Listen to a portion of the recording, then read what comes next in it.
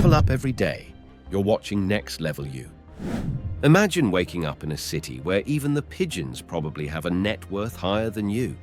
Now imagine waking up somewhere else where your biggest luxury is a cracked plastic bucket that holds rainwater. Richest versus poorest city on Earth. The difference isn't just insane, it's something your brain struggles to process. Let's start in Monaco, a country so small you could run across it during your lunch break. Yet, it's packed with more millionaires per capita than any place on the planet. About 40,000 people live there. About 40,000 are millionaires. Coincidence? Absolutely not.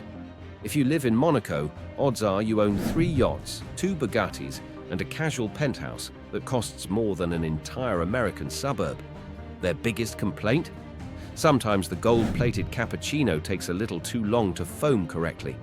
It's hard out there, man. Meanwhile, the poverty line in Monaco is basically a myth.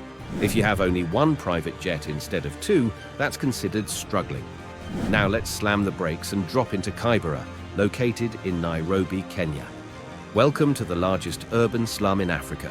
Over 1 million people squeezed into an area about the size of Central Park. No private jets, no yachts. Most families live in shacks made of scrap metal, mud, and hope. Running water, shared among thousands. Electricity, spotty at best. Toilets, usually plastic bags flung into a ditch. They literally call them flying toilets. No joke, no exaggeration. Here's the insane part.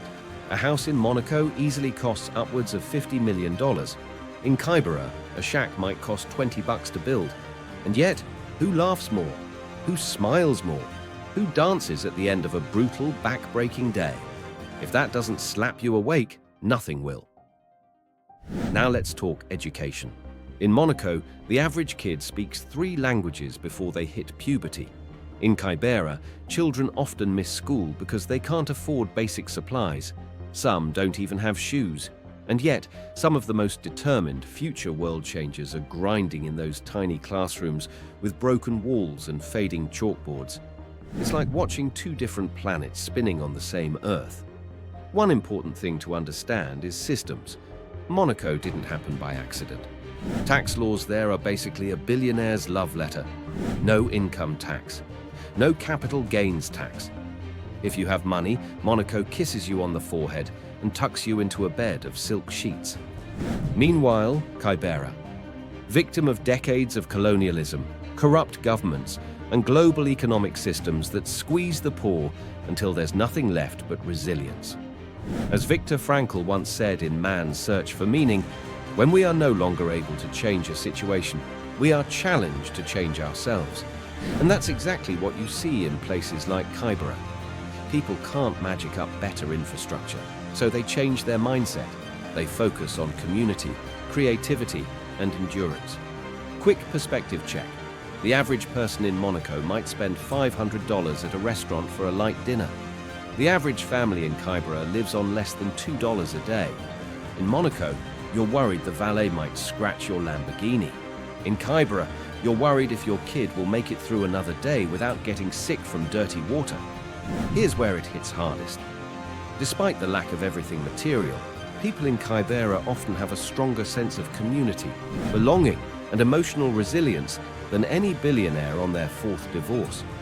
Money can fix a lot of things. It can buy private security, the best healthcare, the best education, Michelin star dinners, $10,000 handbags, even private islands shaped like your initials. But it can't fix emptiness. It can't replace the raw, irreplaceable value of gratitude. It can't stitch up a lonely heart. And the irony? Sometimes, the people with the least seem to have found the secret recipe to real happiness. Yes, the richest and poorest cities on Earth are divided by an impossible canyon of wealth. But maybe the real gap isn't just about cash. It's about mindset. It's about connection. It's about whether your soul feels rich when you wake up every morning, no matter what you have or don't have. The difference is insane. But maybe, just maybe, the people we think of as poor are richer in ways that can't be measured in dollars. If you enjoyed this breakdown, make sure to hit that subscribe button. It helps a ton. And if you want to keep going down this crazy rabbit hole, check out the next video. what $1 million buys around the world. Trust me, you're not ready for what's coming.